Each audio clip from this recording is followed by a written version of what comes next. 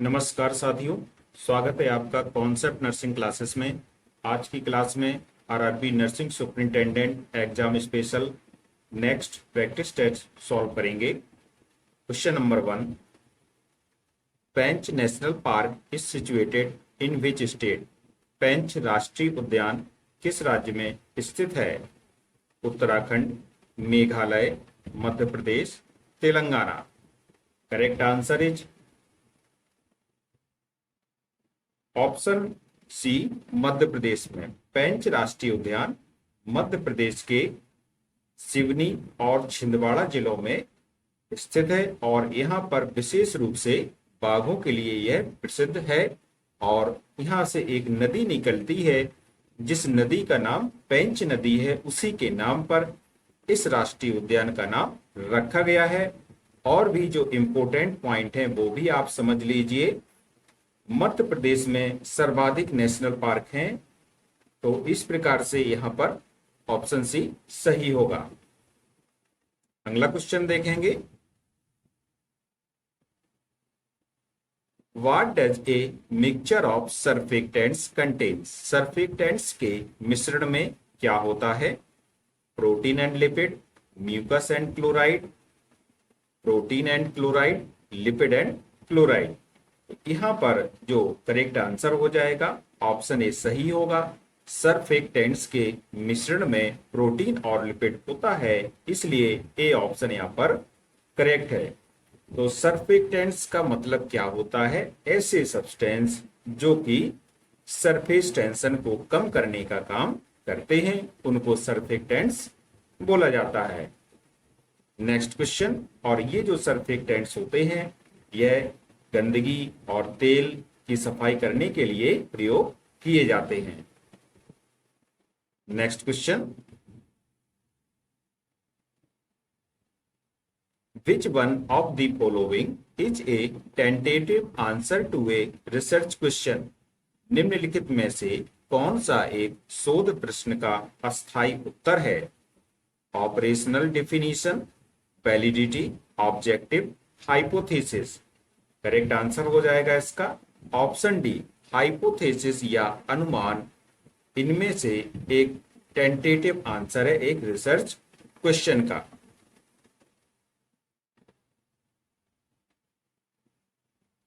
Hypothesis is a tentative answer to a research question which is tested through data collection and analysis.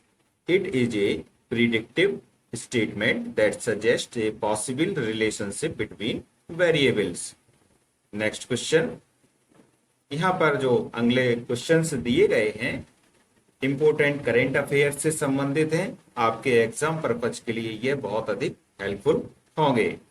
तो यहाँ पर जो RRB nursing का exam होने वाला है, तो इसमें जो करंट अफेयर होंगे वो करीब करीब आप मान के चलिए कि पिछले 6 माह के इंपॉर्टेंट होंगे। तो ये नवंबर माह का करंट अफेयर है। देखते हैं इसमें जो इम्पोर्टेंट पॉइंट है वो हम लोग अभी यहाँ पर पढ़ेंगे। तो सबसे पहली तो बात होती है इन 2024 यूएस के राष्ट्रपति के इलेक्शन से संबंधित है। प्रेसिडेंशियल इलेक्शन हुआ था और आप अच्छी तरह जानते हैं कि उसमें डोनाल्ड ट्रंप जो कि रिपब्लिकन पार्टी से उम्मीदवार हैं, उनको विनर घोषित किया गया है। तो क्वेश्चन किस प्रकार से आ सकता है? क्वेश्चन इस प्रकार से आ सकता है कि डोनाल्ड ट्रंप अभी हाल ही में अमेरिका के राष्ट्रपति चुने गए हैं, वह किस पार्टी से संबंधित हैं? तो यह रिपब्लिकन पार्टी से संबंधित हैं।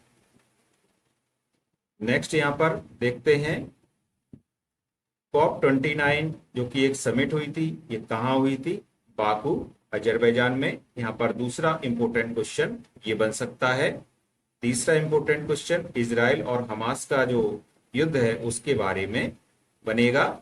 और इसमें क्या हुआ था कि एस्केलेशन और सीज फायर के संबंध में क्वेश्चन बन सकता है। Humanitarian crisis in Gaza worsened with calls for more aid. Next देखते हैं यहाँ पर इंडिया का जो चंद्रयान 4 है ल्यूनर मिशन, उसका अभी अनाउंसमेंट किया गया है और ये अनाउंसमेंट किया गया है अप्रैल 2026-27 में यह है चंद्रयान मिशन, चंद्रमा का चौथा मिशन इसरो द्वारा भेजा जाएगा, जो कि वहां से क्या लाएगा, सैंपल लाएगा। तो इस प्रकार से बैक होगा, क्योंकि अभी तक भारत का मिशन चंद्रमा पर तो गया है लेकिन वापस नहीं आएगा। तो इसको क्या करना है, वापस लाना है और वहां से मिट्टी के सैंपल लाना है। तो यह काम होगा किसका, भारत के चौथे चंद्रयान मिशन का।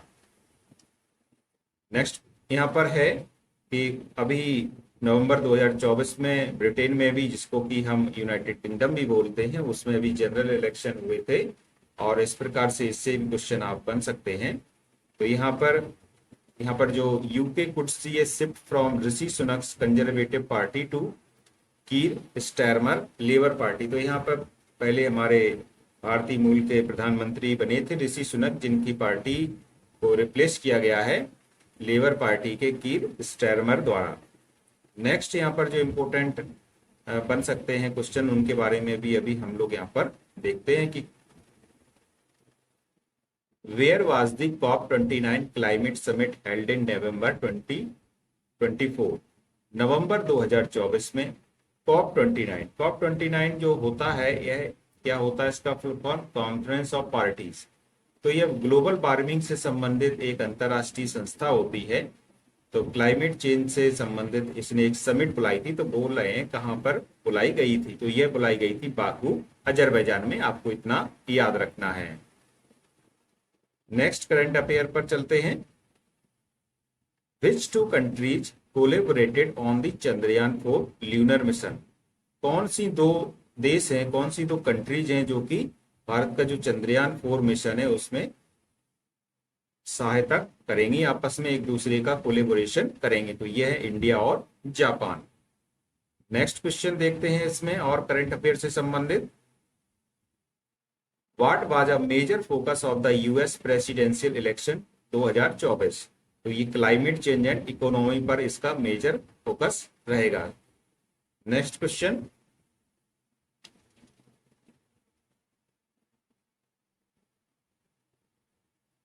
Which region faced the worst humanitarian crisis due to war in November 2024। तो आप लोगों ने देखा होगा इजरायल और हमास के युद्ध के बीच में गाजा ने ह्यूमैनिटेरियन क्राइसिस देखा था, तो बहुत से मनुष्य वहां पर गाजा छोड़ करके अन्य जगहों पर चले गए थे। नेक्स्ट देखते हैं यहाँ पर जो इम्पोर्टेंट आपके एग्जाम ड्यू से होंगे, वहीं पर वही क्वेश्चन सिर्फ यहाँ पर करवाए जाएंगे, क्योंकि आप काफी कम समय आप लोगों के पास है इस समय। तो एक क्वेश्चन बहुत अधिक इंपोर्टेंट हो सकता है। What was the main agenda of COP29। जैसे कि COP29 बाकू अजरबैजान में आयोजित किया गया समिट है, तो इसका मेन एजेंडा था climate finance for developing Nations. फिर से देख लीजिए, climate finance for developing Nations. जो विकसित देश है, विकासशील देश है, उनके लिए क्लाइमेट का फाइनेंस करना, वित्त का प्रबंध करना, जिससे कि वो अपने क्लाइमेट को सुधार सकें। यही 2000 COP29 का मुख्य एजेंडा था।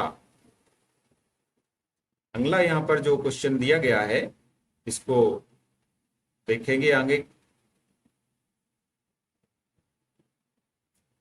The money that is spent to buy assets such as land, building, machines and other equipment is called.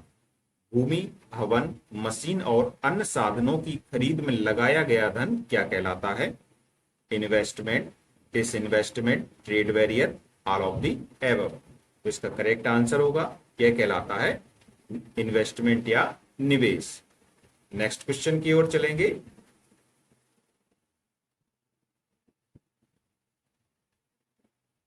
For medical legal purposes the type of postmortem conducted to determine the cause of death.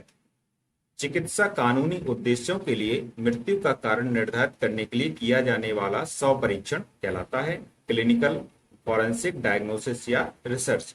तो इसमें जब medico legal purpose के लिए postmortem किया जाए तो इसको forensic बोलेंगे, इसलिए बी ऑप्शन यहाँ पर सही होगा। नेक्स्ट क्वेश्चन की ओर चलेंगे।